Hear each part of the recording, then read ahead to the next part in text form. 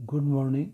आज के लेक्चर में हम स्वास्थ्य मनोवैज्ञानिक का प्रशिक्षण यानी ट्रेनिंग ऑफ हेल्थ साइकोलॉजिस्ट का अध्ययन करेंगे, उसके बारे में डिस्कस करेंगे।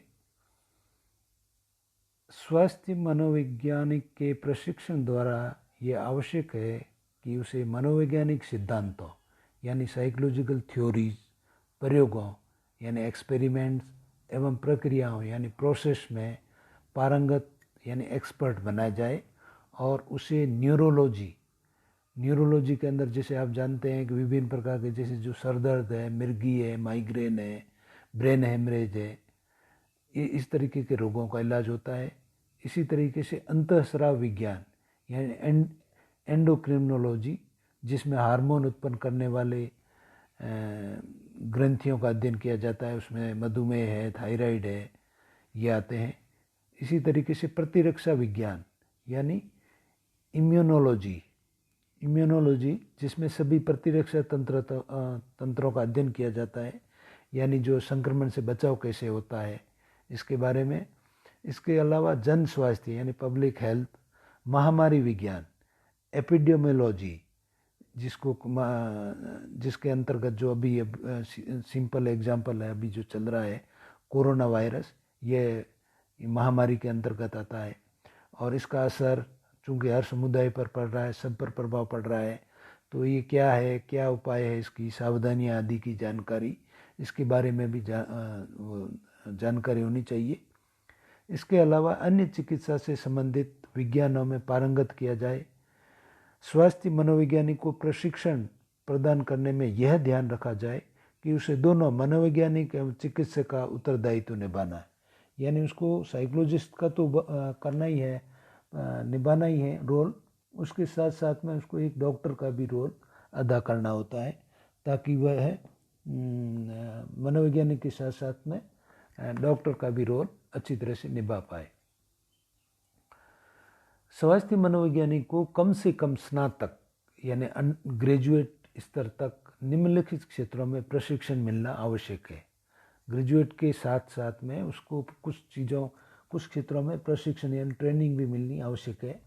उसमें फर्स्ट है व्यवहार, स्वास्थ्य एवं रोग के, व्यवहार यानी बिहेवियर है, हेल्थ है, और रोग के जैविक यानी बायोलॉजिकल, ज्ञानात्मक कोग्निटिव और भावात्मक यानी अफेक्टिव आधार, इसके बारे में उसको प्रशिक्षण मिलना चाहिए। दूसरा है स्वास्थ्य एवं रोग के सामाजिक आधार, यानी जो सोशल भी कुछ रेस्पॉन्सिबल होते हैं, आधार जो है उसके बारे में ट्रेनिंग। थर्ड है स्वास्थ्य संबंधी संगठनों का ज्ञान, स्वास्थ्य संबंधी संगठन यानी जो ऑर्गेनाइजेशन है उसके बारे में भी ज्ञान। कई सारे संगठन हैं, जैसे WHO का आपने नाम सुन ही रखा होगा, जो वर्ल्ड में काम करता है। और फोर्थ है स्वास्थ्य संबंधी नीतियों का ज्ञान, यानी जो स्वास्थ्य से रिलेटेड जो पॉलिसी बनती है, गवर्नमेंट बनाती है, तो उसके बारे में भी जानकारी होनी चाहिए। फिफ्थ है स्वास्थ्य एवं रोग के मनोवैज्ञानिक आधार, यानी साइकोलॉजिकल बेस क्या है स्वास्थ्य और रोग के, उसके बारे में।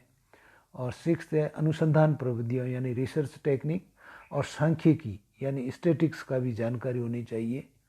सेवंथ है मनोविज्ञान एवं स्वास्थ्य संबंधी मापन एवं मूल्यांकन विधियों का ज्ञान, यानी जो मनोविज्ञान और स्वास्थ्य संबंधी मेजरमेंट कैसे करते हैं, इवोल्यूशन कैसे होता है, इसके बारे में जानकारी होनी चाहिए।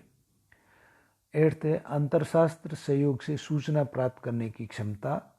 और लास्ट नाइन्थ है नैतिकता यानी मोरलिटी एवं व्यवसायीकरण कॉमर्शलाइजेशन संबंधी समस्याओं की अनुभूति प्राप्त होना चाहिए।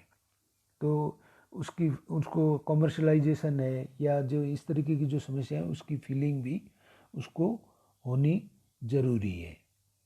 इसके साथ साथ में जब हम ये ट्रेनिंग, इसका जो प्रशिक्षण है, इसकी जानकारी हो, उसके अलावा स्नातक स्तर पर प्राप्त किए हुए मूल ज्ञान के अतिरिक्त, क्योंकि जो स्नातक स्तर पर उसको जितना भी ज्ञान होता है उसके अतिरिक्त अन्य स्वास्थ्य मनोवैज्ञानिक यह भी सिफारिश करते हैं कि डॉक्टरेट स्तर पश्चात यानी पोस्ट डॉक्टरल के पश्चात कम से कम 2 वर्ष का विशेषज्ञ प्रशिक्षण स्वास्थ्य मनोवैज्ञानिक को दिया जाना चाहिए। इस प्रकार के प्रशिक्षण में स्वास्थ्य मनोवैज्ञानिक को अस्पतालों में डॉक्टर की भांति रखा जाए और इस समय वह उपचार करना सीखा, क्योंकि डॉक्टर जिस तरीके से पेशेंट को देखते हैं तो इस तरीके से स्वास्थ्य मनोवैज्ञानिक भी डॉक्टरों की भांति यदि उसको रखें तो वो उपचार करना आराम से सीख जाएगा। स्वास्थ्य मनोवैज्ञानिकों को लगातार प्रशिक्षण मिलता जाना है। इसके साथ साथ में वो जैसे उपचार करता है उसके साथ साथ और भी प्रशिक्षण भी मिलता रहना चाहिए, ताकि नवीन क्षमताएं विशेषताएं उभरती रहें, जिसके कारण वह नवीन प्रकार की सेवाएं प्रदान कर सके।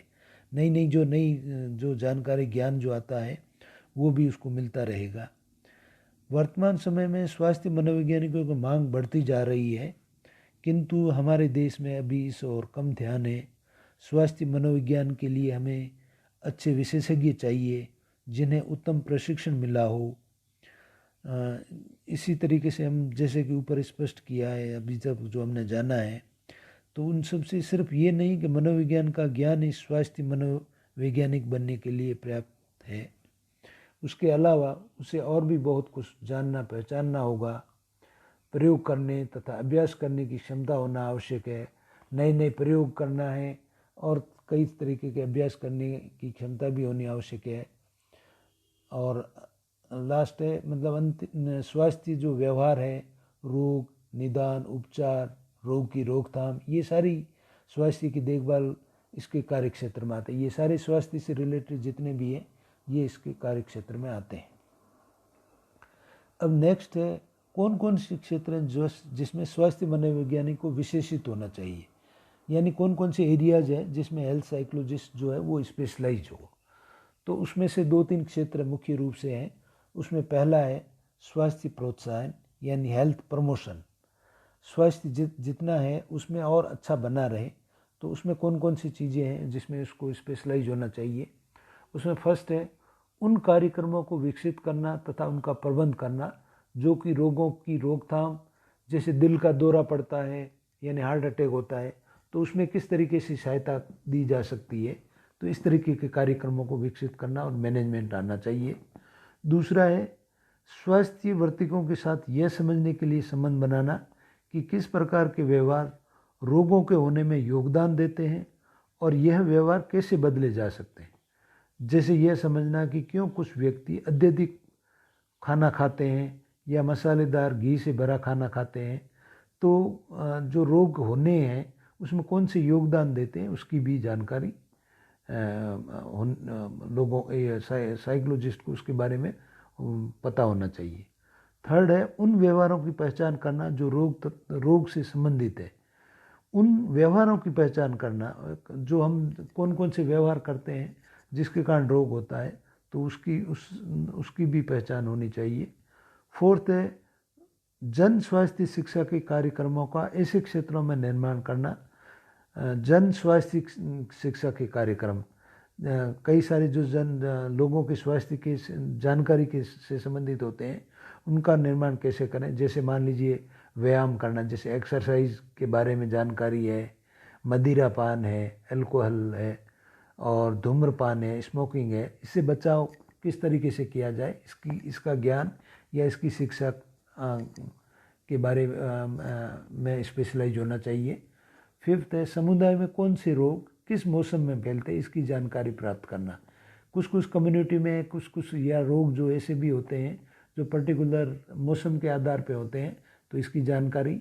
और सिक्स्थ है समुदाय के सदस्यों के साथ स्वास्थ्य सुधार के संबंध में जो कम्युनिटी के जो मेंबर हैं उनके साथ में स्वास्थ्य से सुधार के संबंध में भी कार्य करना चाहिए।